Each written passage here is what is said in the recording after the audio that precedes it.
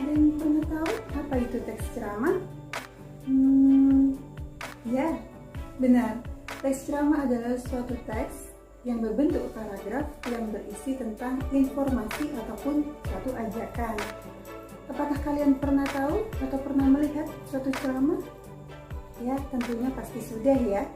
Nah, teks ceramah memiliki beberapa tujuan. Ada 6 tujuan dari teks ceramah. Yang pertama, tujuan teks ceramah yaitu informatif, memberikan suatu informasi tentang suatu hal, memberitakan tentang suatu hal. Kemudian yang kedua, persuasif, bersifat mengajak atau mempengaruhi si pendengar untuk melakukan sesuatu. Yang ketiga, bersifat argumentatif.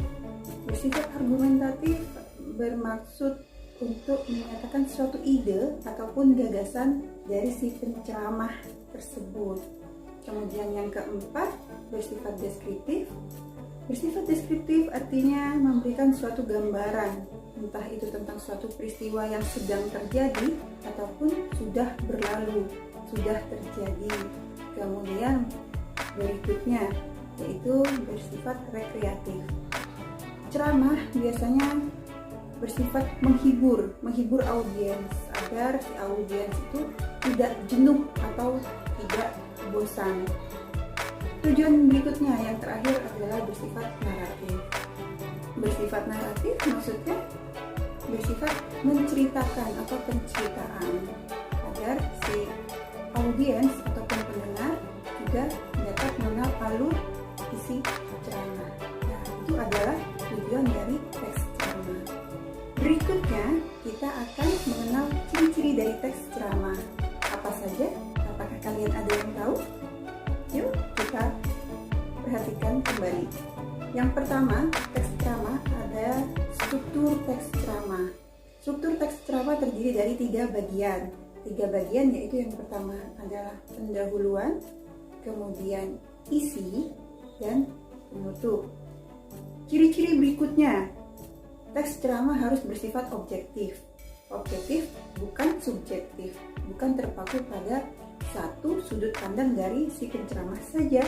Kemudian yang kedua, bahasa yang digunakan dalam teks ceramah harus mudah dipahami dan harus santun serta rendah hati. Kemudian ciri-ciri yang berikutnya, tidak bersifat provokatif atau mengarah atau mengajak si pendengar untuk melakukan hal-hal yang negatif. Nah, itu semua adalah ciri-ciri dari teks ceramah. Berikutnya, kita akan mengenal unsur-unsur dari teks ceramah. Kira-kira apa saja unsur-unsur dari teks ceramah? Ada yang bisa? Ya, kita mengenal dan kita akan mudah mengingat unsur-unsur teks ceramah dengan 2P, 3M. Apa saja 2P, 3M? P yang pertama adalah si penceramah itu sendiri. Ya, kemudian P yang kedua adalah pendengar. M yang pertama adalah media yang digunakan pada saat ceramah. Apakah ia menggunakan media secara langsung ataupun tidak langsung? Kemudian yang ketiga adalah metode. Metode ceramah, ada 4 metode ceramah. Kita akan lebih mudah mengingat jika kita menggunakan akronim HABI. Nah, ada 4 metode ceramah. HABI, H, metode hafal. Maka kita menghafalkan naskah ceramah tanpa naskah. Kemudian E adalah extemporan. Kita membuat catatan-catatan kecil. Jadi kita membuat contekan-contekan kecil ketika kita berceramah. Kemudian B, metode B, baca, maka kita membaca secara langsung naskah teks ceramah.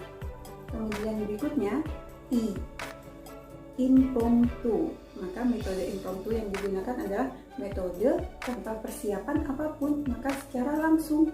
Nah, itu adalah metode dari ceramah. Kemudian berikutnya M yang terakhir adalah materi. Nah, itu adalah unsur-unsur dari teks ceramah.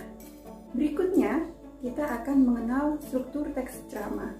Apa saja? Ya, ada 3. Struktur teks ceramah ada 3, yaitu yang pertama pendahuluan, berisi salam pembuka dan pengantar. Kemudian yang kedua adalah isi. isi, yaitu tentang inti ataupun penyampaian gagasan dari si penceramah tersebut. Kemudian terakhir penutup. Penutup ini bisa diisi kesimpulan dari yang disampaikan, kemudian permohonan maaf, dan salam penutup. Oke, itu adalah dari struktur teks ceramah. Harapan saya kalian bisa memahami semuanya. Kita belajar bersama. Tetap semangat untuk belajar di rumah. Kita ketemu minggu depan pada materi kaidah kebahasaan teks ceramah.